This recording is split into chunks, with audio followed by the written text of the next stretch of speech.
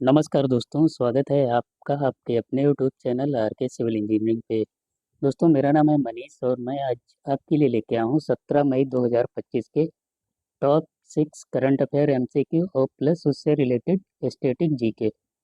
तो वीडियो को लास्ट तक जरूर देखिएगा। अगर जो मेरी मेहनत आपको पसंद आती है तो वीडियो को लाइक करिएगा। अगर आप नए हो चैनल पे तो प्लीज़ चैनल को सब्सक्राइब करिएगा। तो चलिए शुरू करते हैं आज की क्लास क्वेश्चन नंबर 1 से।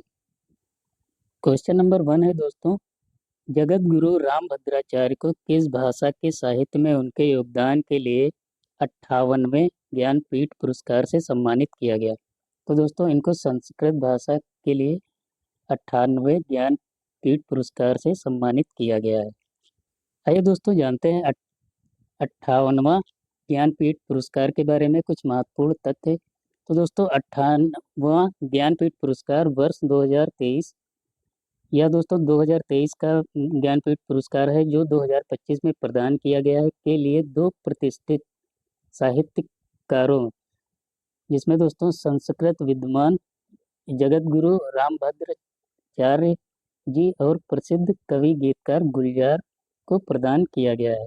तो ये दोनों आपको नाम याद रखने हैं। जो 58वां ज्ञानपीठ पुरस्कार मिला वो जगत गुरु रामभद्राचार्य और प्रसिद्ध कवि गीतकार गुलजार जी को प्रदान किया गया है। दोस्तों, यह सम्मान राष्ट्रपति द्रौपदी मुर्मू द्वारा 16 मई को नई दिल्ली के विज्ञान भवन में प्रदान किया गया। तो यह सम्मान किसके द्वारा दोस्तों दिया गया है, ये भी आपको याद रखना है। राष्ट्रपति द्रौपदी मुर्मू द्वारा यह दिया गया है। और कहाँ दिया गया है? नई दिल्ली के विज्ञान भवन में यह पुरस्कार प्रदान किया गया। आइए दोस्तों, जानते हैं जगत गुरु रामभद्राचार्य जी के बारे में। ये कौन है दोस्तों? ये चित्रकूट स्थित तुलसी पीठ के संस्थापक और अध्यक्ष हैं। संस्कृत, हिंदी, अवधी, मैथिली सहित 22 भाषाओं में इनको दक्षता प्राप्त है। 4 महाकाव्यों सहित जैसे कि 240 से अधिक ग्रंथों की इन्होंने रचना की है। ये दोस्तों दृष्टिबाधित होने के बावजूद साहित्य, शिक्षा और समाज सेवा में उल्लेखनीय इनका योगदान रहा है। पूर्व में इन्हें दोस्तों पद्म विभूषण 2015 में और साहित्य अकादमी पुरस्कार 2005 से सम्मानित किया जा चुका है। तो ये पॉइंट भी आपको याद रखने हैं। और ये गुलजार जी, इनके बारे में मैं भी आपको कुछ महत्वपूर्ण जानकारी दे देता हूँ। जो गुलजार जी, इनका नाम जो है दोस्तों वो है संपूर्ण सिंह कालरा और यह गुलजार जी के नाम से फेमस है। दोस्तों, इनको क्या है, उर्दू और हिंदी के प्रसिद्ध कवि हैं, गीतकार हैं, पटकथा लेखक और निर्देशक हैं। फिल्म स्लम डॉग मिलियनेयर के गीत जय हो के लिए इन्हें ऑस्कर और ग्रैमी पुरस्कार भी मिल चुका है। साहित्य अकादमी पुरस्कार 2002 में इनको प्राप्त हुआ है और 2004 में इनको पद्म भूषण से सम्मानित किया गया है। वही बात करें दादा साहब फाल्के पुरस्कार, इनको 2023 में प्राप्त किया गया है। और इसके अलावा भी इनको बहुत सारे अंतर्राष्ट्रीय सम्मान प्राप्त हो चुके हैं। तो ये दोस्तों जो इनको अवार्ड मिले हैं ये इम्पोर्टेंट है, तो मैंने इनका यहाँ पे मेंशन कर दिया है। दोस्तों, बात हो रही है ज्ञानपीठ पुरस्कार। तो ज्ञानपीठ पुरस्कार के बारे में दोस्तों मैं आपको कुछ महत्वपूर्ण इम्पोर्टेंट पॉइंट्स बताना चाहूँगा। इसके बारे में, इसका इतिहास में कुछ बताना चाहूँगा। तो दोस्तों, ज्ञानपीठ पुरस्कार भारत का सर्वोच्च साहित्यिक सम्मान है जो भारतीय साहित्य में उत्कृष्ट योगदान के लिए दिया जाता है। इसे दोस्तों 1961 में शुरू किया गया और यह भारतीय ज्ञानपीठ ट्रस्ट ट्रस्ट द्वारा प्रदान किया जाता है। तो ये पॉइंट भी आपको याद रखना है, किसके द्वारा प्रदान किया जाता है? ज्ञानपीठ, भारतीय ज्ञानपीठ ट्रस्ट द्वारा प्रदान किया जाता है।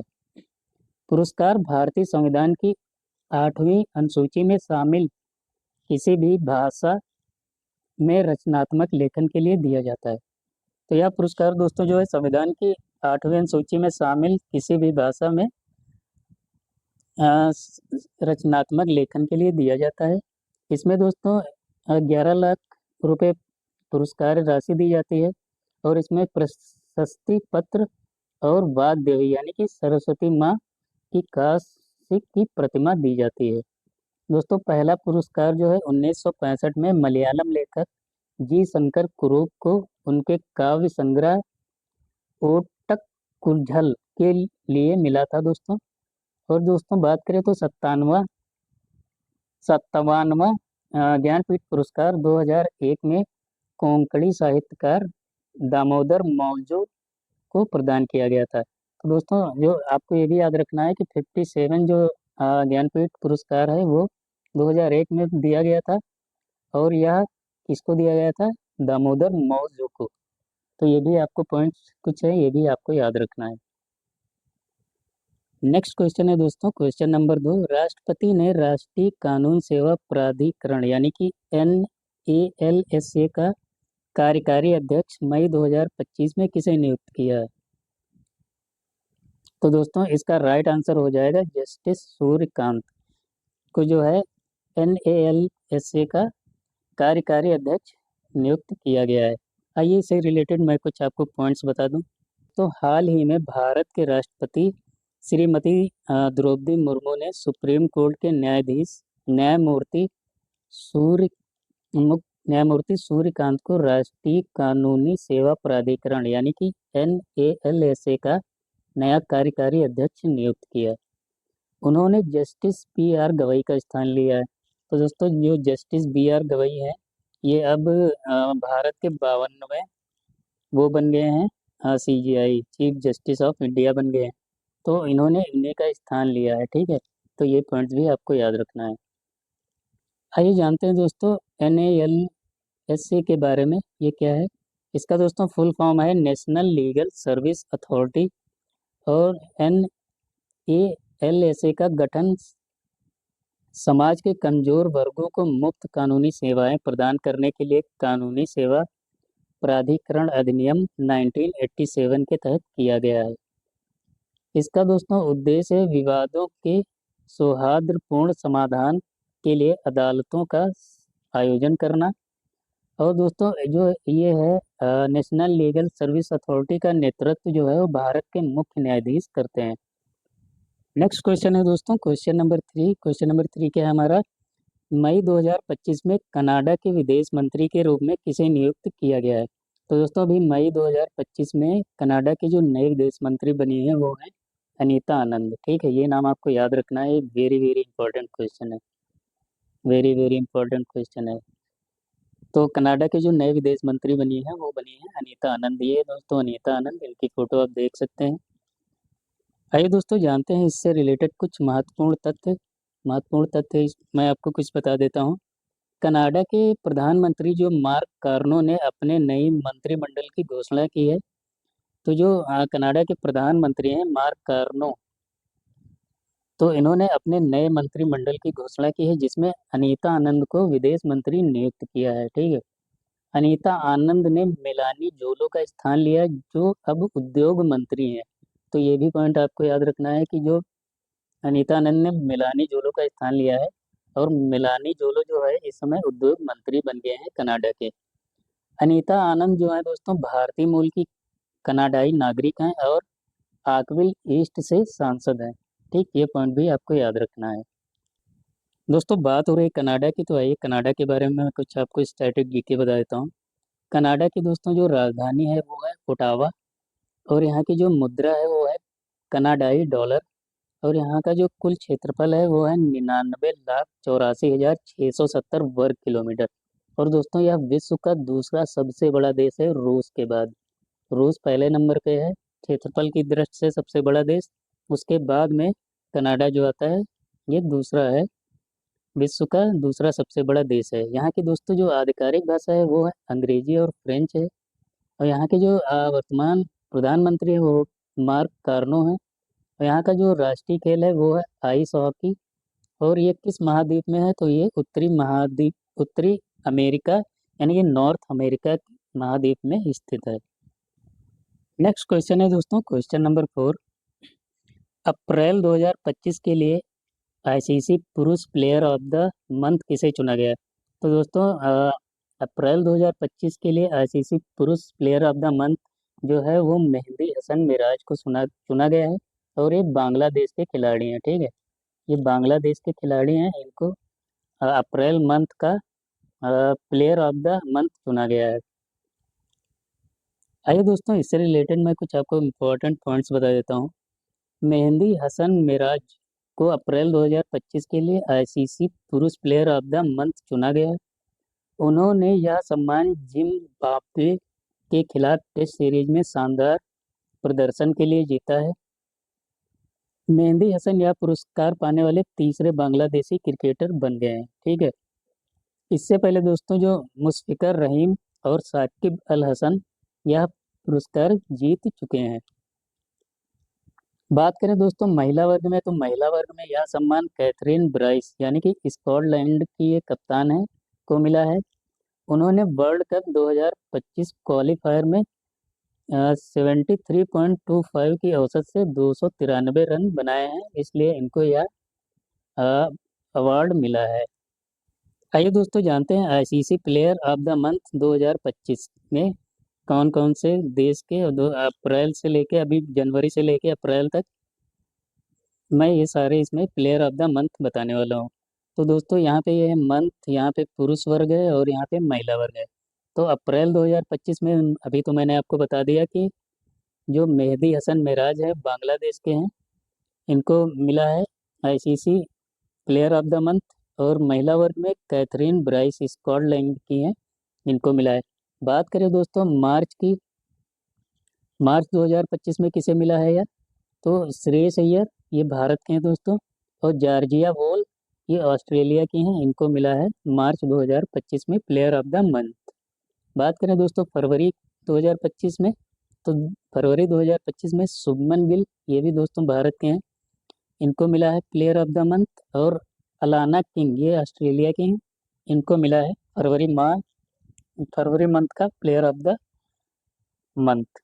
बात करें दोस्तों जनवरी में, तो जनवरी में दोस्तों ये मिला है जोमेल वारिकन, ये दोस्तों वेस्ट इंडीज के हैं प्लेयर। और महिला वर्ग में बात करें तो बेथ मुनी ये भी ऑस्ट्रेलिया की हैं। तो ये सारे पॉइंट्स भी आपको याद रखने हैं दोस्तों। मेरा कंटेंट आपको अगर अच्छा लग रहा हो तो प्लीज़ ज़्यादा से ज़्यादा इसको शेयर करें और लाइक ज़रूर करें। नेक्स्ट क्वेश्चन है दोस्तों क्वेश्चन नंबर 5। क्वेश्चन नंबर 5 क्या है दोस्तों, क्वेश्चन नंबर 5 है अंतर्राष्ट्रीय परिवार दिवस हर वर्ष किस दिन मनाया जाता है। तो दोस्तों अंतर्राष्ट्रीय परिवार दिवस हर वर्ष 15 मई को मनाया जाता है, ये आपको याद रखना है। कब मनाया जाता है, 15 मई को मनाया जाता है अंतर्राष्ट्रीय परिवार दिवस। आइए दोस्तों जानते हैं अंतर्राष्ट्रीय परिवार दिवस 2025 के बारे में, इससे रिलेटेड कुछ महत्वपूर्ण तथ्य। अंतर्राष्ट्रीय परिवार दिवस हर साल 15 मई को मनाया जाता है। यह दोस्तों संयुक्त राष्ट्र महासभा ने यानी कि यूनाइटेड नेशन ने 1993 में सामाजिक विकास आयोग और आर्थिक एवं सामाजिक परिषद की सिफारिशों के बाद इस दिन की घोषणा की थी। तो इसकी घोषणा किसने की थी दोस्तों, संयुक्त राष्ट्र यानी कि यूनाइटेड नेशन ने कब की थी, 1993 में। बात करें दोस्तों 2025 का विषय या इसकी थीम क्या है, तो इसकी थीम है दोस्तों सतत विकास के लिए परिवार उन्मुख नीतियां, सामाजिक विकास के लिए दूसरे विश्व शिखर सम्मेलन की ओर। ये 2025 की थीम है दोस्तों। इस दिन को मनाने का उद्देश्य क्या है, तो उद्देश्य ये है कि परिवारों के महत्व को उजागर करना और उनके कल्याण हेतु जागरूकता बढ़ाना इसका मुख्य उद्देश्य है। नेक्स्ट क्वेश्चन है दोस्तों क्वेश्चन नंबर 6। क्वेश्चन नंबर 6 हमारा क्या है, महाराष्ट्र सरकार ने लॉजिस्टिक पार्क के विकास के लिए किस वैश्विक निवेश फर्म से समझौता किया है। तो दोस्तों अभी महाराष्ट्र सरकार ने ब्लैक स्टोन के साथ समझौता किया है लॉजिस्टिक पार्क के विकास के लिए। आइए इससे रिलेटेड मैं कुछ आपको जानकारी देना चाहूँगा। महाराष्ट्र सरकार ने ब्लैक स्टोन ग्रुप के साथ लॉजिस्टिक पार्क हेतु MOU पर हस्ताक्षर किए हैं। यह समझौता औद्योगिक विकास और रोजगार सृजन को बढ़ावा देने के उद्देश्य से किया गया है दोस्तों। इसके तहत राज्य में 100 से अधिक लॉजिस्टिक्स और औद्योगिक पार्क विकसित किए जाएंगे। तो इसके तहत दोस्तों क्या होगा, राज्य में 100 से अधिक 10 से अधिक लॉजिस्टिक्स और औद्योगिक पार्क विकसित किए जाएंगे। परियोजना में दोस्तों 5,127 करोड़ का प्रत्यक्ष विदेशी निवेश FDI किया जाएगा। दोस्तों बात हो रही महाराष्ट्र की, तो आइए महाराष्ट्र के बारे में मैं कुछ आपको इम्पोर्टेंट पॉइंट बता देता हूँ। दोस्तों बात है महाराष्ट्र, तो यहाँ की जो राजधानी है वो है मुंबई। और इसकी स्थापना कब हुई थी, यानी कि इस महाराष्ट्र राज्य का गठन कब हुआ था? तो ये हुआ था 1 मई 1960 को महाराष्ट्र दिवस मनाया जाता है। यहाँ के दोस्तों जो वर्तमान मुख्यमंत्री हैं वो है एकनाथ शिंदे, और यहाँ के जो राज्यपाल हैं वो है रमेश बैस। और यहाँ की दोस्तों जो राजकीय भाषा है वो है मराठी। और यहाँ पे जो दोस्तों लोकसभा सीटें हैं वो है 48, और राज्यसभा सीटें की बात करें तो 19 हैं। और महाराष्ट्र में कुल कितने जिले हैं, तो आपको याद रखना है 36 जिले हैं महाराष्ट्र में। तो ये थे दोस्तों हमारे आज की क्लास के टॉप 6 करंट अफेयर। आशा करता हूँ आपको वीडियो अच्छा लगा होगा। अगर वीडियो अच्छा लगा है तो वीडियो को लाइक करें, ज़्यादा से ज़्यादा शेयर करें। अगर आप नए हो तो प्लीज़ चैनल को सब्सक्राइब करना ना भूलें। मिलते हैं दोस्तों अगली वीडियो में, तब तक के लिए टेक केयर, बाय बाय।